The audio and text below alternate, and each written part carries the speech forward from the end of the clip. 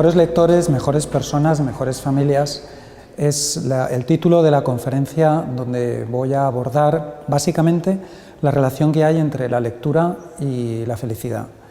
Y he pensado en los niños, he pensado en la educación de los hijos, pero precisamente por eso creo que lo más importante es primero los padres, que entiendan el valor que tiene la lectura, los buenos libros, que primero se enganchen como buenos lectores y desde ahí poder llegar mejor a sus hijos, ayudarles. En la conferencia vamos a tratar temas desde cuestiones de neurociencia, de cómo la lectura afecta positiva o negativamente a nuestro cerebro. Luego, qué hacemos con la lectura, qué hacemos cuando leemos, cómo nos metemos en un mundo distinto y cómo las buenas narraciones nos ayudan a comprender el mundo y a comprendernos mejor a nosotros. Y finalmente, pues algunos consejos prácticos para fomentar la lectura en familia, que sea una actividad verdaderamente familiar. Buenas tardes a todos los que nos acompañan hoy en la conferencia que iniciamos esta tarde dentro del ciclo Inicia con éxito el curso escolar. La conferencia de hoy, Mejores lectores, mejores personas, mejores familias. Hoy, pues nos acompaña José Manuel Mora y, pues muchísimas gracias, lo primero, ¿no?, por estar aquí con nosotros esta tarde calurosa en Zaragoza. Empieza con éxito el curso escolar, pues es un ciclo con el que comentábamos hace un par de semanas, que tuvimos la anterior conferencia, El arte de estudiar, claves para enseñar a los hijos, que son dos conferencias que nosotros, pues con las que reforzamos un servicio que se desarrolla de forma permanente a lo largo de todo el curso en los centros de la obra social. El programa se denomina Servicio de Ayuda al Estudio y es un programa por el que la obra social hace frente al fracaso escolar, pero de una forma positiva, dando herramientas tanto a padres y a docentes para procurar el éxito académico y el éxito escolar, ¿no?, de los alumnos. Y lo hace a través de conferencias divulgativas de carácter gratuito y también a través de cursos más específicos de técnicas de estudio, técnicas de memorización dirigidas a los alumnos y también a los padres y a los docentes, y también a través de unas aulas de estudio tutelado que hay en todos nuestros centros de la obra social a lo largo de todo el año. Comentábamos en la anterior sesión pues que la revolución educativa a la que estamos asistiendo requiere nuevas herramientas de aprendizaje, nuevas metodologías, pero que el aprender a estudiar pues es algo que todos los alumnos tienen que conseguir y también nos parecía que introducir en este ciclo de Inicia con éxito el curso escolar, dedicar una parte a la lectura nos parecía muy interesante y a mí la verdad que el título de Mejores lectores, mejores personas y mejores familias me resultó muy, muy sugerente, ¿no?, y muy inspirador además. Antes, comentando con el profesor Mora, le comentaba que en el mes de febrero de 2016, tuvimos aquí, en el Patio de la Infanta, el primer encuentro de Booktubers, donde, pues a mí me llamó poderosamente la atención la convocatoria que hubo a través de estos jóvenes prescriptores, lectores, que son lectores de clásicos, de contemporáneos y que fomentan la lectura a través de YouTube. Les animo a conocerles porque me pareció una iniciativa muy, muy buena, ¿no? También otro de los programas que estamos teniendo en marcha, ¿no?, ahora este otoño en Ibercaja Patio de la Infanta es un curso de escritura creativa que también ha tenido mucha aceptación, ¿no? Con lo cual, estamos muy satisfechos de apoyar, ¿no?, de apoyar desde el Patio de la Infanta este tipo de iniciativas y de inspirar hacia la lectura. Antes de pasar a presentar al profesor Mora, quería comentarles que a la salida se les entregará este cuaderno resumen de las ponencias más destacadas del programa de Educar para el Futuro 2016. Aquí tienen un resumen de las ponencias más destacadas. Como saben, participaron ponentes profesionales muy brillantes, que están ahora mismo siendo referentes en la innovación educativa. Además de disponer de este cuadernillo que se les entregará a la salida, pueden ustedes descargarse todas estas conferencias que están en la página web de Obra Social de Ibercaja. La página se llama Aula en Red. La primera conferencia del ciclo inicia con éxito el curso escolar, el arte de estudiar, claves para enseñar a los hijos. Ya la tienen ustedes disponible en Aula en Red de Ibercaja. Y la de hoy también se está grabando y dentro de unos días también estará a su disposición. Con eso, pues nosotros estamos elaborando un repositorio que está a disposición, pues, de los docentes, de los padres y de todas las personas que quieran, a lo largo del tiempo, pues no hace falta, ¿no?, que uno se desplace de forma presencial, sino que además luego podemos ofrecer esos recursos online. Bueno, y paso a presentarles brevemente al profesor José Manuel Mora Fanlos. Es profesor de Escritura Creativa y Literatura en la Universidad Complutense de Madrid. A través de la lectura y el diálogo sobre grandes libros, promueve en sus clases que el alumno haga experiencia significativa como persona y como profesional en formación. Ha sido también profesor en la Universidad de Gales y visitante en las universidades de Tampere, Finlandia y Florencia. Es escritor, traductor y crítico literario, y autor de ensayos literarios como Leer o no leer, sobre la importancia de la lectura para el desarrollo personal, y Tan bella, tan cerca, sobre la experiencia de la belleza en la vida cotidiana. Ha ganado varios premios literarios en teatro y poesía. En la Facultad de Educación del Centro Universitario Villanueva ha impartido la asignatura de Lectura y Escritura Creativa a alumnos del grado de Educación Primaria. Ha sido profesor de latín en bachillerato y mantiene su faceta de profesor de talleres de escritura e imparte conferencias y seminarios sobre la lectura y la escritura en centros educativos. Desde hace 8 años lleva el blog 1000 lecturas, una vida. Muchas gracias, profesor, y adelante. Pues muchas gracias, Ana, por la invitación a venir a dar esta conferencia, este ciclo, a hablar de una cosa que me encanta, y gracias a vosotros por venir, ¿no?, y por escucharme. Bueno, no sé si el tiempo... Bueno, tú me... Muy bien. Y luego tenemos un coloquio que es casi lo que a mí me va a importar, ¿no?, que me comentéis lo que os parezca, si estáis de acuerdo o no estáis de acuerdo. Seguro que será muy rico. Bueno, como ya veis por el título, yo lo que voy a tratar en esta conferencia es de unir la lectura con la vida. Para mí se trata de afirmar que la lectura puede ser mucho más que un refugio ante la vida, una evasión. Y está claro, ¿quién no necesita una evasión, ¿no? Todos tenemos nuestros refugios, en un momento determinado desaparecemos, ¿no? Descansamos y luego volvemos. Vale, de acuerdo, pero para mí lo interesante es que descubramos que la lectura puede ser un potenciador de la vida, no simplemente para desaparecer un rato y luego volver, ¿no?, que ya está bien, sino algo más, algo mucho más interesante, ¿no?, algo con lo que podemos retornar a la vida cotidiana más sabios. Mi intención es persuadiros de esto, de que con la lectura vais a ser más felices. Evidentemente ya leéis, ¿no?, y seguramente tenéis muy buenos hábitos, pero a ver si conseguimos todavía que sean mejores, ¿no?, y desde ahí que podáis ayudar mejor a vuestros hijos, a vuestras familias. Bueno, empiezo con una metáfora, y además es una metáfora que me la inspira el dibujo del logotipo, ¿no?, el chico. Cuando vuestros hijos se vayan de casa, y a lo mejor ya habéis tenido alguno que ya se ha ido de casa, se llevará una mochila, como la que se ve ahí, ¿vale? Vamos a decirlo así, un equipamiento de actitudes, de valores, de virtudes para la vida.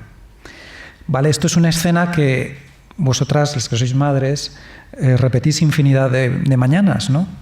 Acabáis de vestir al niño, le ponéis la mochila, le acabáis de meter lo que tiene que llevarse al colegio y ahí se va, ¿no? Pues en el fondo eso es un símbolo de lo que va a pasar un día totalmente. Se van a ir, ¿no?, con la mochila. ¿Y qué se van a llevar ahí dentro? Pues ese equipamiento que día tras día les estáis dando. Y yo lo que quiero convenceros es que esa mochila invisible, pero que va a ser muy real, que les estáis poniendo ya a la espalda, en esa mochila sería muy importante que se llevaran un hábito de lectura bien arraigado y libremente incorporado. Y lo que quiero es convenceros todavía más, ya sé que estáis muy convencidas, sobre todo yo, mujeres, convencidos, pero creo que voy a intentarlo, ¿no? Y sobre todo daros más argumentos, ¿no?, para que no dejéis de hacerlo. Empiezo con un dato reciente. Un artículo del 28 de junio de este año en la revista norteamericana The Atlantic tenía el siguiente título: ¿Por qué los estudiantes universitarios norteamericanos de administración y dirección de empresas están buscando desesperadamente formación humanística en sus universidades? Entrevistaban a varias personas, daban argumentos y, entre otros, pues hablaba la vicedecana de la Escuela de Negocios de la Boston University y decía: las empresas quieren empleados que sean capaces de pensar, de escribir, de comprender el contexto cultural o histórico de cualquier decisión de negocios que estén tomando. Bueno, vemos, y no es algo que sea muy nuevo, esto ya está en la tradición norteamericana, que las universidades tienen esa sensibilidad. Una buena educación va más allá de las técnicas de hacer negocios, ¿no? ¿Y qué hacen en las universidades? Establecen unos cursos obligatorios al inicio de cualquier carrera, lo que llaman ellos el core curriculum. ¿Qué pasa allí? Bueno, pues allí lo que pasa es que, entre otras asignaturas, se encuentran con la asignatura de grandes libros, donde leen, dialogan sobre textos de teatro, novela, poesía, que han hecho cultura. Y eso es identidad, y eso les ayuda a saber quiénes son. Yo creo que no es lo mismo en la lectura cuando te has puesto en la piel de Antígona y entiendes desde dentro qué es resistir desde la conciencia personal la prepotencia de un Estado que está imponiendo algo injusto, ¿no? O cuando sientes la duda de Medea entre diversas decisiones que puede tomar que atañen gravemente a su dignidad y a la dignidad de las personas que tiene alrededor. O cuando te sientas al lado del Principito y el zorro y escuchas qué es eso de la amistad. Ya no eres la misma persona. O ya no eres lo mismo. Eres más sabio estás más dispuesto a serlo. Bueno, pues esto es lo que se hace en las universidades norteamericanas, esto es lo que yo intento hacer en mis asignaturas en la Complutense, y por ahí va el mundo. Quiero decir que esta es la buena educación, ¿no? Lo digo para que tengamos el dato, ¿no? Otro, un columnista de The New York Times, se llama David Brooks, este año sacó un libro que se llama Profundidad. No sé si se ha traducido a español. Allí, entre otras cuestiones, habla de las virtudes. Y él las divide en dos tipos: las virtudes del currículum y las virtudes del elogio. Y las dos son importantes. Las del currículum son las que ponemos en nuestro currículum: idiomas, titulaciones de grados universitarios, másters diversos, experiencias. Y las virtudes del elogio son las que la gente comentará el día de nuestro funeral. Nadie ese día llamará la atención sobre los 5 idiomas que dominábamos, ¿verdad? Pero sí se comentará pues nuestra cercanía con los demás, nuestra disponibilidad para escuchar y comunicar, la sensatez y perspicacia de nuestros consejos, nuestra capacidad para ponernos en la situación de otra persona, la empatía. Bien, pienso que estas virtudes, las del elogio, tienen que ver directamente con la lectura, como con un buen hábito lector. O como dice un escritor también norteamericano, O'Rourke, dice: lee siempre algo que te haga quedar bien si te mueres a mitad de lectura. Podríamos imaginativamente pensar, ¿no? Estamos ahí después de toda una vida abnegada donde hemos hecho tantas cosas buenas, terminamos en una mecedora un día, ¿verdad? Nos morimos allí, estamos leyendo y nos morimos con un libro en las manos, ¿no? Que podríamos pensar ahora mismo, no voy a hacer la pregunta, pero pensad cada uno cuál sería ese libro que no querríais tener en las manos ese día, ¿no? Porque además es injusto, ¿no?, que después de una vida tan, ¿verdad?, con tantos logros, a uno le recuerden por la anécdota final. Bien, esto es una tontería, pero es interesante, ¿verdad? O sea, la lectura tiene mucho que ver con nuestra vida. Bueno, no quiero hablar de libros, sino de lectura. En general, en esta sociedad tendemos a otorgar todo el protagonismo a los libros. Les damos poderes extraordinarios, ¿no?, los libros que hacen grandes cosas, ¿no? Los mitificamos de algún modo. Además, los medios de comunicación, todas las empresas que tienen que ver en la industria editorial, pues evidentemente fomentan que se hable de libros. Y está muy bien, de acuerdo. Pero ¿por qué no hablamos más de la lectura? Es mucho más interesante, porque al fin y al cabo es lo que cada uno de nosotros que estamos aquí podemos hacer y podemos crecer.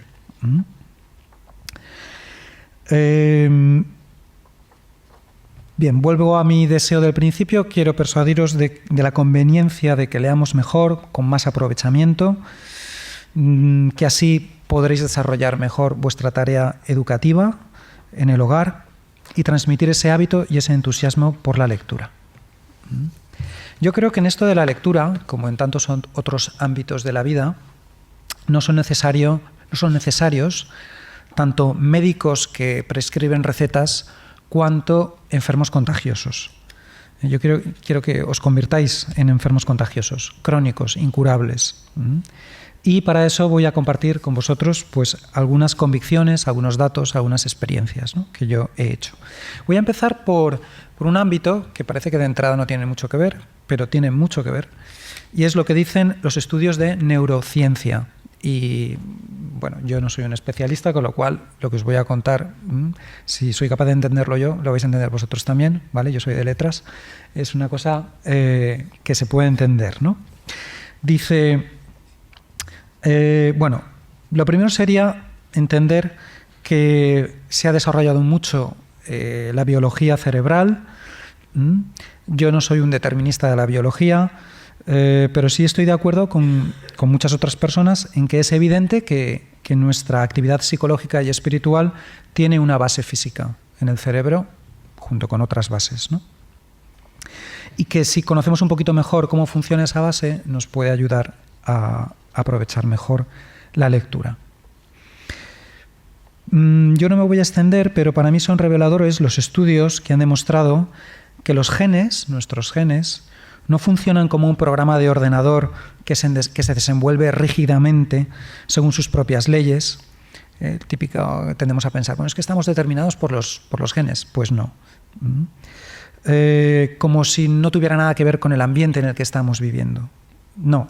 Los genes, lo que nos están diciendo los estudios de neurociencia, es que son cooperadores. Los genes actúan de acuerdo con 3 principios fundamentales: cooperación, comunicación y creatividad. Y si no, los genes se amustian. Uno puede tener unos genes fantásticos, pero si no hace nada, pues ahí se quedan, ¿no? Es decir, los genes se dirigen hacia lo que no son ellos. Interactúan con lo que está afuera, con el ambiente, con las otras personas. Bueno, realmente somos nosotros las personas quienes interactuamos, ¿no? Pero nuestros genes están esperando eso. Están esperando ser motivados. Nosotros como personas queremos comunicar, compartir, nuestros genes nos empujan a ello, pertenecer a un grupo o a una comunidad, solidarizarnos, llegar a lo diferente de nosotros. Bueno, pues todo esto tiene un fundamento neurobiológico. Estamos hechos para esto.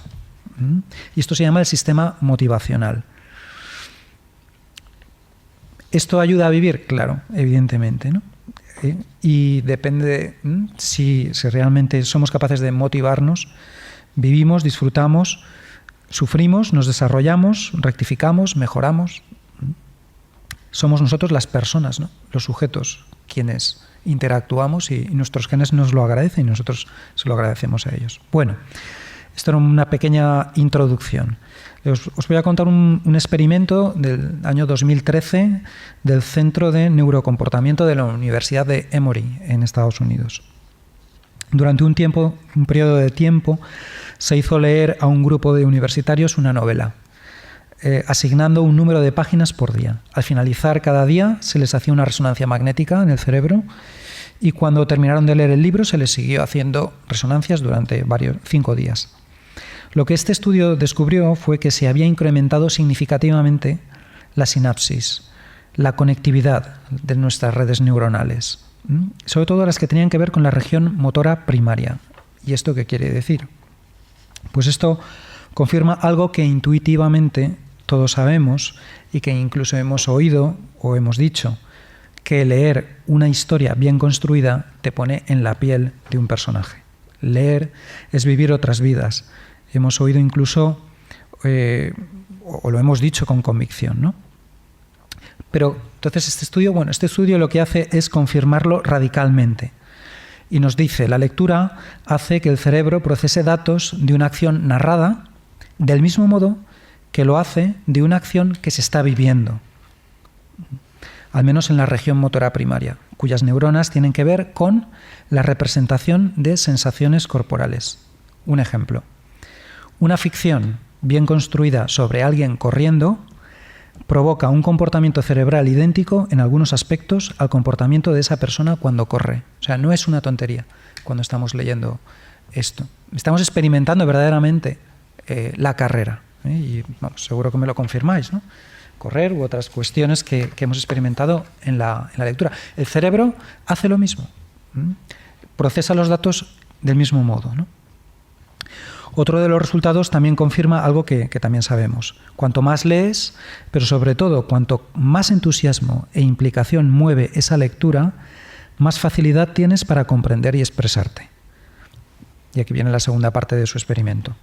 Tras hacer esas lecturas, los estudiantes siguieron siendo escaneados durante 5 días y se vio que persistía la alta conectividad de las neuronas que tienen que ver con la aptitud para el lenguaje, concretamente para la comprensión. Yo lo diría de otro modo. Hemos hecho músculo cerebral, estamos más fuertes cerebralmente y podemos acometer mejor tareas en ese mismo ámbito de experiencia que es la lectura, la comprensión, el lenguaje. Si no lees, te lo pierdes, ¿no? Vamos a hacer como el resumen.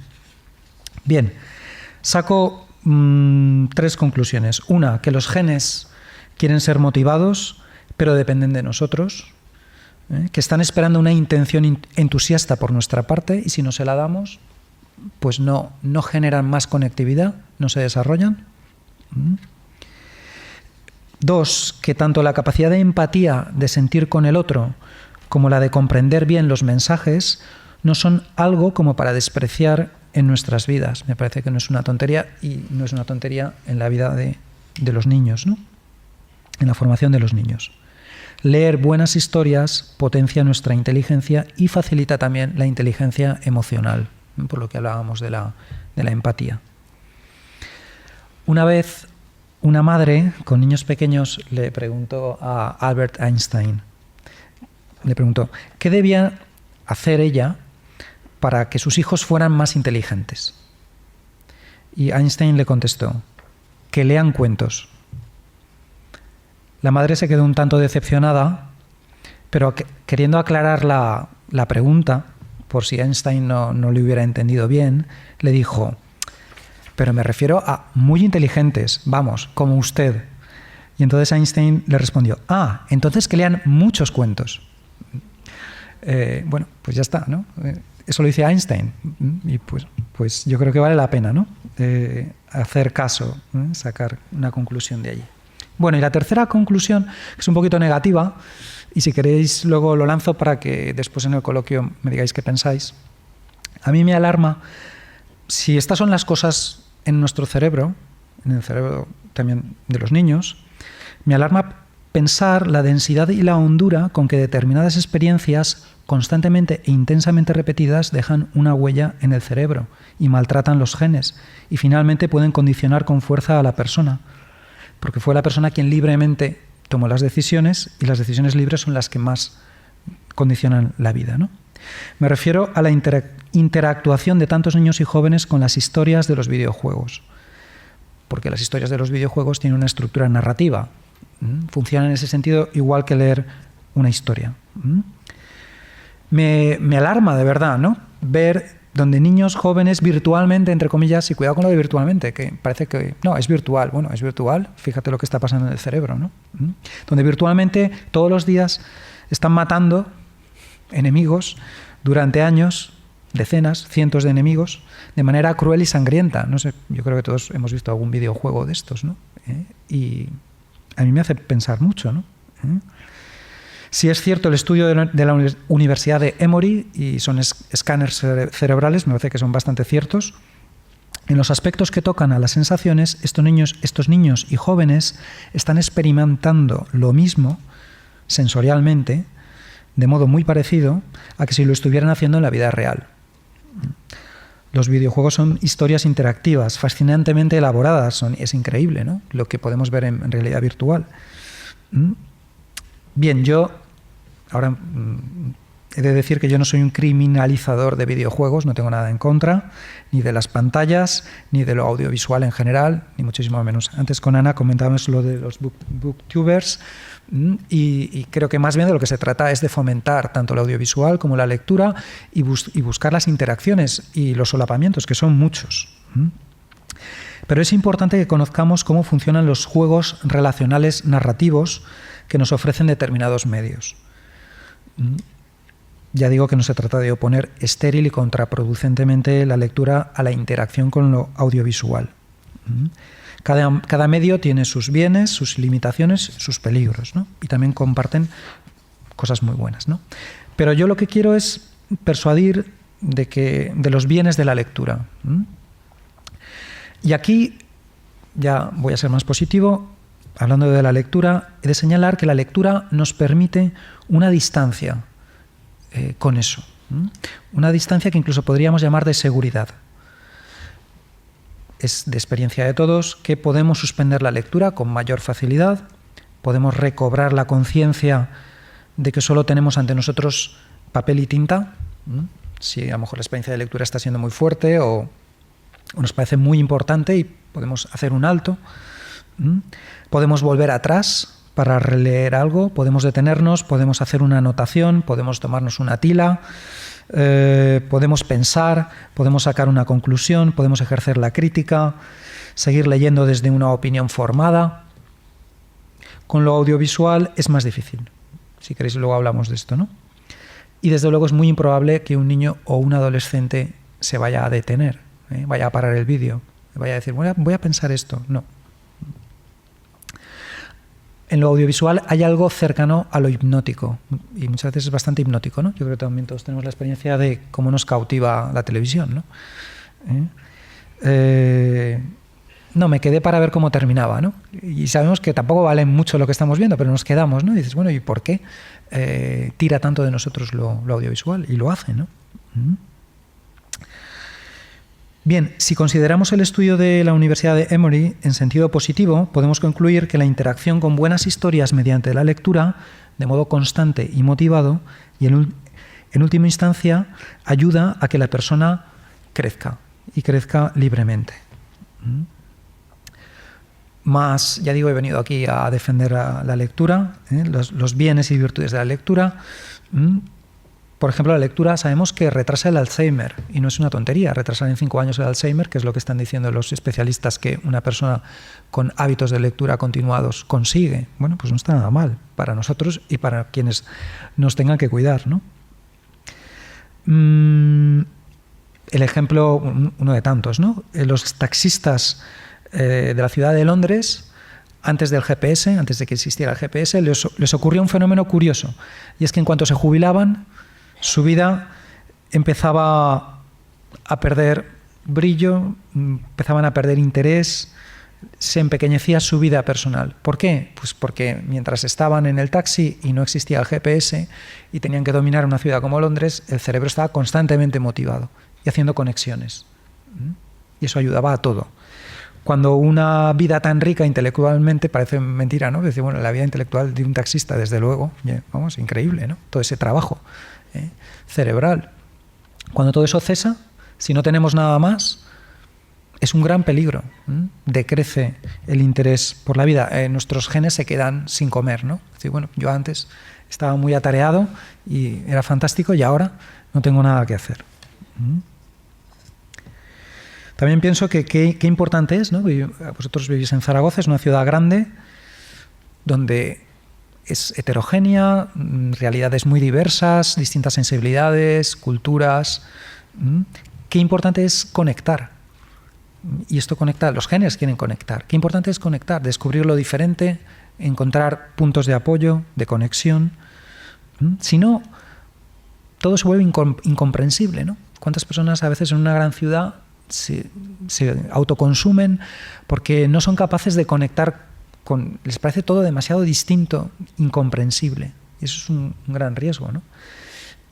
Pero bueno, el reto es, bueno, pues ponte a ello, ¿no? A buscar esas conexiones, a descubrir lo diferente, a buscar los conectores, ¿no? Establecer relaciones. Una vida plena tiene que ver con la cantidad y calidad de las conexiones y relaciones que establecemos.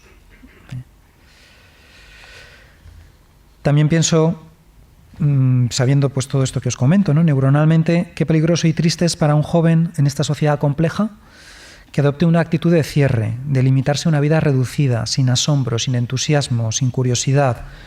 Bueno, es que ya neuronalmente se está empobreciendo. No sé si conocéis la realidad de los hikikomoris. ¿Os suena lo de los japoneses, los chicos japoneses? Bueno, pues que sepáis que en Japón ahora mismo hay 1 millón de chicos y chicas que no salen de la habitación. No es que no salen de la habitación en un día, meses, años. Tremendo. No se relacionan con nadie. Su madre deja la bandeja de la comida en el suelo, más en Japón se hacen muchas cosas en el suelo, y entonces el chico abre la puerta, coge la bandeja, come, lo hace todo ahí dentro, solo se comunica por internet y juega a juegos en red, online.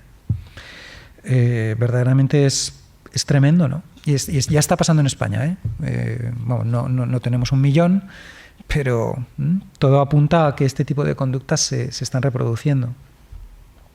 Y es una vida pobre, evidentemente, ¿no?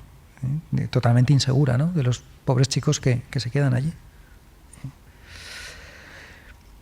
Bueno, no sé, creo que he dejado el nivel ahora mismo muy, muy bajo, ¿no? Vamos a ver si remontamos. Bien, se trata de verlo en positivo, ¿no? De no llegar allí. Bien, voy a dejar ahora la neurobiología, no sé cómo voy de tiempo, vale. Y vamos al ámbito más de la comunicación humana, porque leer es comunicar, es comunicarse. No sé si conocéis al filósofo francés Paul Ricoeur, fallecido hace no muchos años. Decía que en la lectura se da un encuentro entre el mundo de la obra y el mundo del lector. O sea, la lectura no es que vamos a un sitio a buscar información, y entonces sacamos ahí unos datos y nos distraemos un rato. No, es un verdadero encuentro. En total consonancia con lo que hemos visto en el nivel neurobiológico, la lectura no es ir por información. Y eso que evidentemente hay información, hay diversión, y está bien, ¿no? Pero la lectura es una realidad mucho más rica. La lectura es ese encuentro donde la persona se implica integralmente. Y basta que penséis un poco en vuestras experiencias de lectura, ¿no? La implicación de la inteligencia, de la afectividad, de la sensibilidad, de la voluntad, de la libertad. Todo eso entra en juego. Yo no sé si, y luego si queréis lo hablamos, ¿no? No sé si hay alguna otra experiencia comunicativa humana donde esto se ve. Esa implicación tan fuerte y además tan integral. Pero si tenéis experiencias, luego lo hablamos, ¿no? Las buenas historias implican radicalmente a los buenos lectores. Parece que no hemos dicho nada, ¿no? Pero podríamos pensar a lo largo de un día cuántos encuentros tenemos y en cuántos nos implicamos radicalmente. O sea, sí, nos encontramos muchas personas, pero quizá todo está ya muy formateado, ¿no? Muy sistematizado en el trabajo, en el transporte público. Ya todo es muy estándar, ¿no? Sí, hay encuentros, pero ¿cuántos encuentros de esos se pueden, por ejemplo, poner en paralelo con el encuentro quizá que hemos tenido con Ana Karenina, de Tolstoy?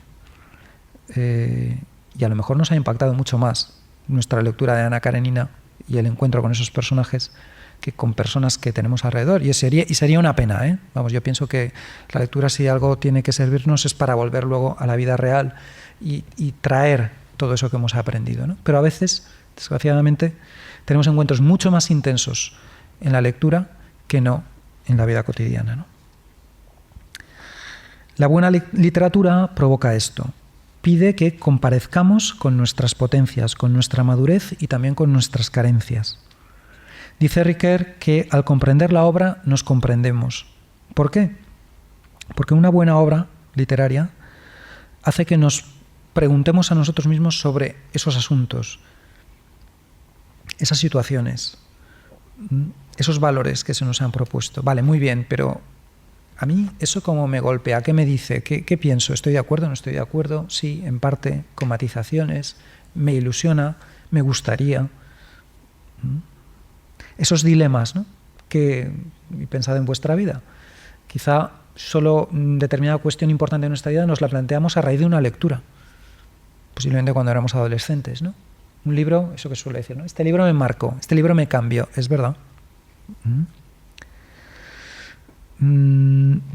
La buena literatura no es evasión en el mal sentido, y me parece muy bien la evasión, pero no es en el mal sentido, sino impulso para volver al mundo real más sabios.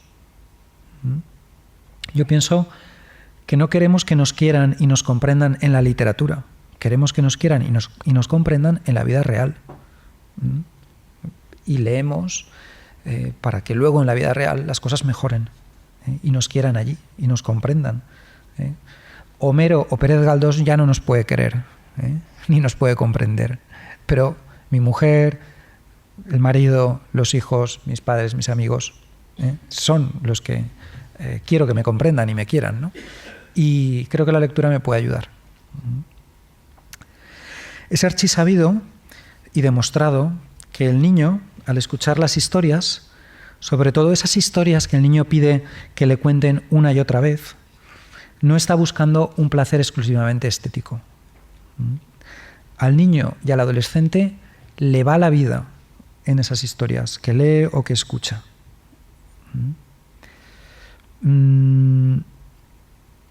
Eso él mismo ni lo sabe, pero lo vive. Es su actitud. Leer y escuchar historias es el modo que encuentran más natural, directo y ameno de comprender este mundo que tantas veces les asombra y desconcierta. El niño y el adolescente quieren implicarse en la vida. El niño no está de vuelta de la vida, no es un cínico, está yendo a la vida y se da cuenta que las historias es lo que mejor le conectan con la vida, lo que les hace sabios. Y esto no es una tontería. Como sabéis, los niños son seres que hacen constantemente preguntas metafísicas. ¿Qué es eso? ¿Y por qué es eso? ¿No? Si tenéis cualquier niño pequeño, o habéis tenido, es que no paran. Eso es lo que les preocupa. Y no se plantean simplemente objetos, ¿no? ¿Qué es esto? Pues esto es una bicicleta.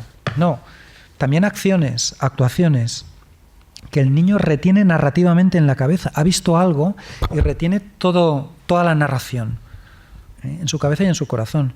¿Por qué papá hizo eso? ¿Por qué mamá dijo aquello? Eso les carcome por dentro. Quieren saber. O sea, conocemos el mundo, descubrimos el mundo, y más los niños, y creo que todos los que estamos aquí hemos sido niños, narrativamente. No hay otro modo de hacerlo. Es más, es lo natural, es lo que debe ser. Lo que más nos importa en la vida lo hemos aprendido narrativamente. Vivimos nuestra historia personal, narrativamente, con una historia ya a nuestras espaldas y con una historia todavía por delante, que vamos narrando en tiempo futuro y que es modificable según lo que va pasando, y además de modo más natural. O sea, ¿qué voy a hacer el fin de semana, el sábado? Pues iré a casa de mi madre a recoger unos muebles que luego tengo que llevar. Sujeto, yo. Acciones, pues las que hemos dicho. ¿Vale? Estamos constantemente lanzando narraciones, jugando con narraciones, rectificando narraciones, aprendiendo de lo que ya hemos narrado vitalmente. Somos seres narrativos. Incluso cuando soñamos, lo hacemos narrativamente. Nadie se levanta por la mañana, ha tenido una pesadilla, va a hacerse un café a la cocina, se encuentra con alguien y le dice: «Uf, lo he pasado fatal, he soñado el horror». No, nadie sueña el horror. Lo que soñamos es una historia concreta. Yo iba por la calle y entonces un autobús, ¿verdad?, viene a por mí, yo empiezo a correr. Bueno, historias, siempre historias, ¿no? Entramos en un autobús, hay un murmullo, hay gente hablando, no prestamos atención, pero basta que alguien diga, pues el otro día, y rápidamente conectamos, ¿no? Luego me decís, pero vamos, creo que es que lo hacemos automáticamente, es inevitable. Vivimos de las historias, nos interesan las historias, ¿no? Para desestabilizar radicalmente el mundo interior de un niño, o sea, para hacerle daño, no es necesario contarle historias de monstruos y de truculencias. Basta que les contemos historias con personajes simpáticos y situaciones sumamente ocurrentes, pero de tramas incoherentes, desestructuradas, con vacíos de sentido, con personajes humanamente imposibles. Por muchos rasgos simpáticos que tengan y de acuerdo, muy bien. O, en ese sentido de la trama, historias moralmente arbitrarias, donde no hay un sentido de la retribución, de la recompensa de la virtud y de castigo a la injusticia, donde no hay sentido de finalidad, donde cualquier cosa puede valer. Eso es a lo largo lo que deja unas convicciones en la persona, a veces inconscientes. Los niños, cuando reciben la historia, la conectan inmediatamente con su vida, sin solución de continuidad, tal cual. Están contrastando constantemente, están aprendiendo. Por eso una historia así les hace daño, o sea, no les gusta. Tras un buen cuento donde el niño se ha implicado, si les decimos, pero bueno, no te lo tomes así, niño, que es solo un cuento, les hacemos daño, porque no es solo un cuento para ellos, es que es su vida. Es verdad, los lobos no hablan, es solo un cuento, sí, pero lo que ya no es solo un cuento es que no es bueno que los niños hablen con desconocidos en el bosque, lejos del ambiente familiar. Y eso lo aprendieron escuchando Caperucita Roja. Eso no es un cuento, y eso es lo que captan, y les parece muy bien. Ojo, un desconocido, y ahora mismo en la red hay muchos desconocidos, ¿no? El cuento de Caperucita puede ser muy, muy ilustrativo. Es verdad, los lobos no hablan, pero es que el niño es el primero que distingue perfectamente entre lobos, monstruos y tal, sí, pero lo que le interesa es la trama. O sea, aquí al final, quién gana, quién pierde y por qué, y si vale la pena hacer esto o hacer aquello, ¿no? Intuitivamente. Voy a poner otro ejemplo. En el canto número 9 de la Odisea, Ulises, si lo habéis leído, y a lo mejor, bueno, o habéis visto la historia representada, Ulises es apresado por el gigante cíclope Polifemo. Polifemo reúne suficientes rasgos como para horrorizar. Solo tiene un ojo, vive en una gruta con su ganado, no se asea, como un animal más, golpea a los compañeros de Ulises hasta esparcir sus sesos por la cueva, se los devora con fruición, y por si fuera poco la serie de escenas desagradables, Ulises consigue huir de la cueva clavándole una estaca en el ojo a Polifemo. Todo lo gore que uno quiera, ¿no? Esto ya estaba allí, ¿no? Pero lo cierto es que los jóvenes griegos aprendían qué era ser hombre, cómo responder a la vida, escuchando la Odisea y la Ilíada, y ninguno quedaba traumatizado. ¿Por qué? Porque todas estas atrocidades, además de estar contadas con la elegancia clásica, sin abundar en los detalles, quedaban integradas en una narración coherente, sin vacíos de sentido, sin arbitrariedades, donde el conflicto era sentido como conflicto, la injusticia como injusticia, la virtud como virtud, y al final de la historia confirmaba y cohesionaba todos esos elementos. No estoy hablando de un final feliz. La Ilíada, el final infeliz de alguien humanamente tan atractivo como Héctor, que muere en combate con Aquiles, refuerza precisamente en el lector los valores que Héctor ha vivido. Es verdad, muere, ¿no? Qué pena, y su mujer se queda allí, ¿no?, llorando y tal. Sí, pero los valores que encarna Héctor aparecen reforzados. Vale la pena ser un héroe, vale la pena morir así.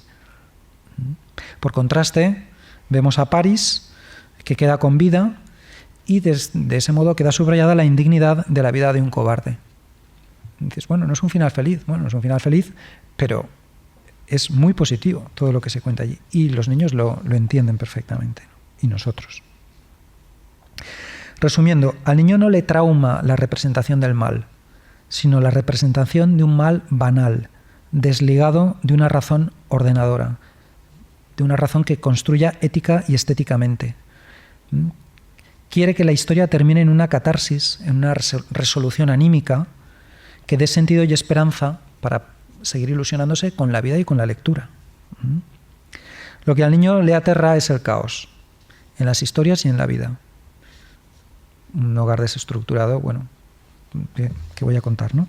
Lo que sufre un niño, bueno, pues eso. Bien, creo que de nuevo he bajado un poco el nivel anímico. Hemos llegado a cuestiones un poco negativas, pero por otro lado muy ciertas, y creo que vale la pena tenerlas en mente, ¿no? Vale, ahora quiero referirme al cómo leemos.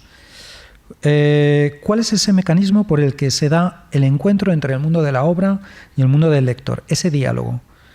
¿Y cuáles son las condiciones para que ese diálogo sea altamente relevante para la persona, para el niño, para nosotros? Ricoeur, este filósofo que comentaba al principio, habla de que nuestra primera tendencia en la lectura es el seguimiento de la trama. Lectura o ver películas o ver una serie. Seguimos la trama. Estamos más atraídos por los aspectos inesperados de la historia. A ver esto cómo acaba, a ver esto cómo avanza. Damos un voto de confianza a la narración y, bueno, sí, vamos a seguir, ¿no? Me lo creo. Lo que se llama la suspensión de la incredulidad. No voy a ser un crítico que está constantemente criticando lo que va viendo, porque entonces no estamos viendo aquello, no estamos leyendo. Hay que dar un voto de confianza, hay que seguir la historia. Vale. Pero esto es solo un momento intermedio entre el conocimiento que el lector tiene del mundo y el conocimiento que va a tener al acabar la lectura. Cuando estamos leyendo estamos entre dos momentos de conocimiento. Cómo éramos nosotros antes de leer y lo que va a pasar después. Ricoeur dice que el escritor configura un mundo en el texto y nosotros como lectores quedamos refigurados por la lectura. Ya no somos exactamente la misma persona antes de que empezó a leer, ¿no? Hemos sido refigurados por la lectura. Una vez que ya sabemos lo que ha pasado, ha terminado la historia, ocurre algo.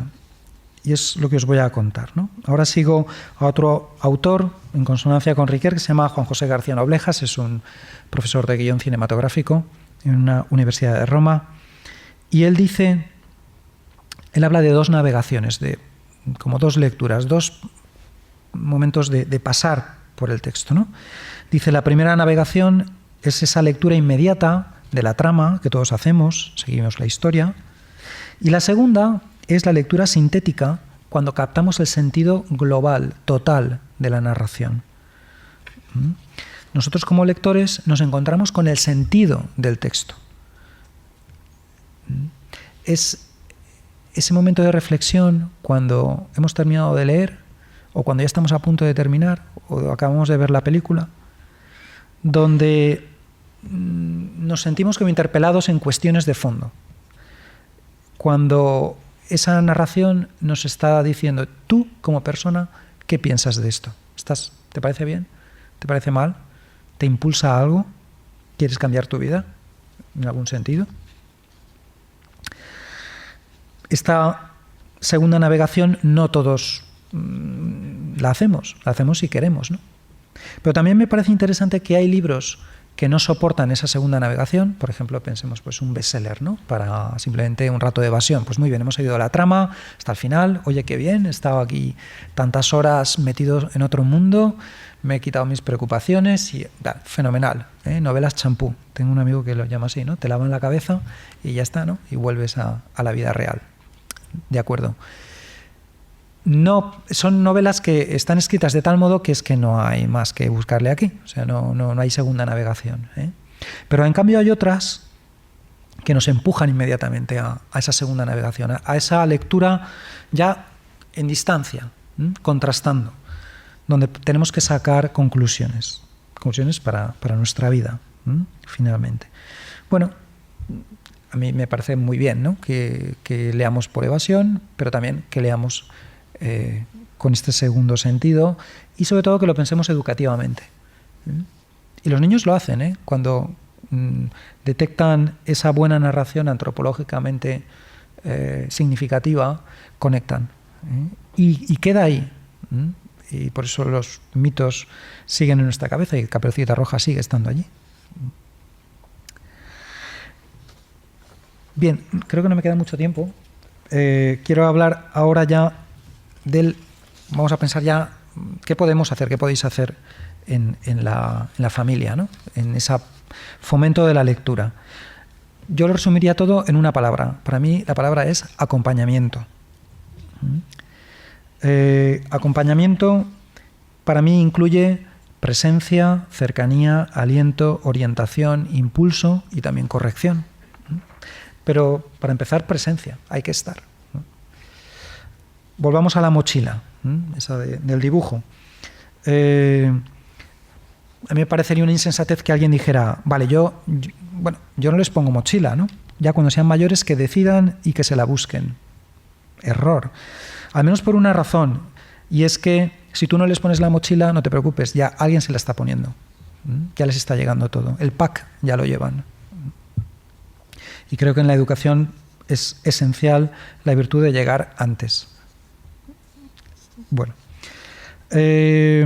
Hablábamos de la lectura como diálogo y vale tanto para hablar de literatura como de ficciones audiovisuales. Sería interesante que nos hiciéramos la pregunta, ¿con quién está dialogando, mi hijo o mi hija? Porque está dialogando con alguien. Está todo el día encontrándose con narraciones. ¿Con qué mundo se encuentra? ¿Son dignos?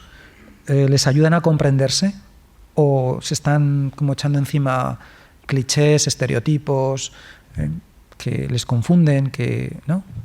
La anorexia mismo, ¿no? Me parece que es un efecto directo de esto, ¿no? O sea, pero ¿con qué tipo de narraciones están dialogando? ¿Qué tipo de modelos tienen allí? Que hacen que se desprecien a sí mismas, que no se autocomprendan, sino que se queden hipnotizadas por un modelo, ¿no?, inalcanzable, por ejemplo. Bueno, pues ahí veámoslo en positivo, ¿no? Vamos a plantear los buenos diálogos, ¿no?, de la lectura. O sea, vamos a fomentar que dialoguen con lo que hace crecer, con ese desarrollo neuronal, con esos mundos que nos interesa que estén interactuando. Voy a resumir un poquito. Casi que, si me preguntáis, ya casi la pregunta es obligada, ¿no? Vale, pero ¿cómo, no? Los cómos. Yo no tengo mucho más tiempo en la conferencia, pero lo que voy a hacer es recomendaros un libro, si os interesa los cómos, ¿no? Yo, padre, madre de familia, ¿qué puedo hacer en mi hogar? Bueno, pues hay un libro muy centrado en esto, con sugerencias muy concretas, que se llama Hacer hijos lectores. La autora se llama Carmen Lomas. En la colección Hacer familia, de la editorial Palabra. Bueno, de verdad que ahí es una especialista ya en dinámicas muy concretas y creo que lo vais a tener todo allí. Si me preguntáis, bueno, sí, pero ¿qué libros? Pues os voy a recomendar también otro sitio. Es una web, se llama Bienvenidos a la Fiesta, igual lo conocéis, es la web más completa que hay, está en español, sobre orientación en lecturas, por edades, por géneros literarios, por lo que queráis. O sea, podéis hacer varias combinaciones y al final salen libros además comentados y está muy bien.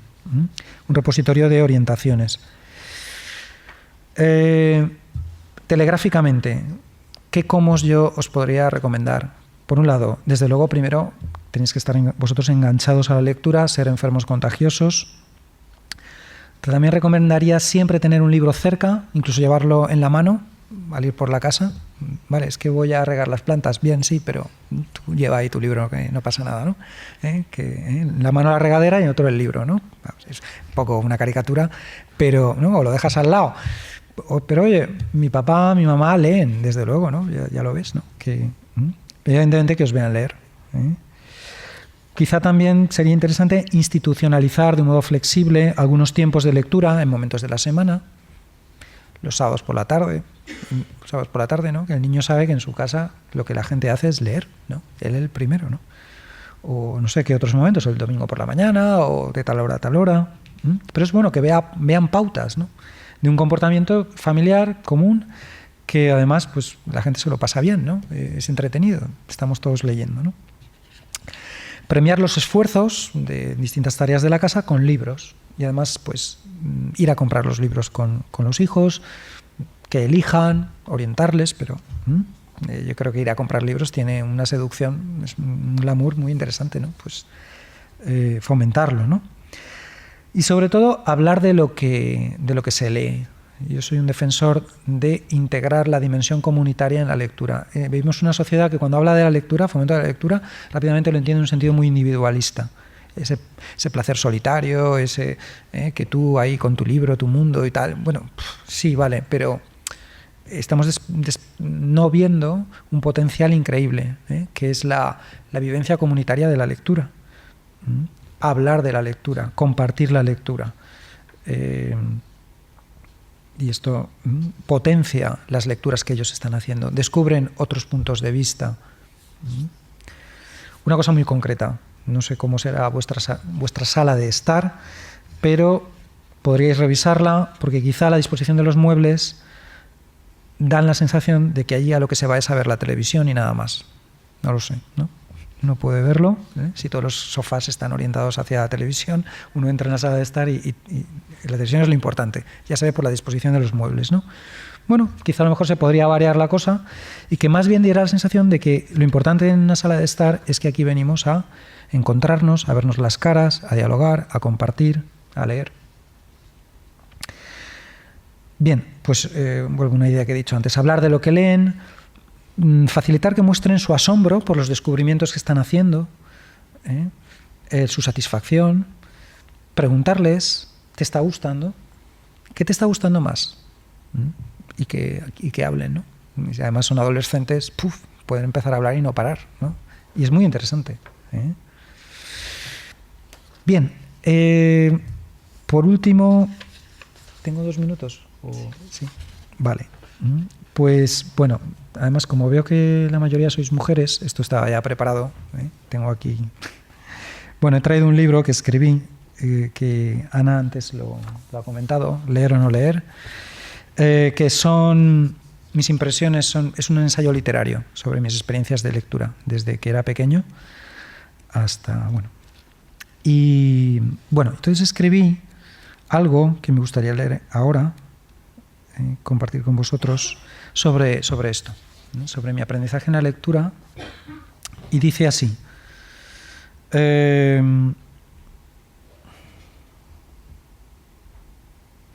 nosotros también aprendimos lo más esencial siguiendo la voz de alguien.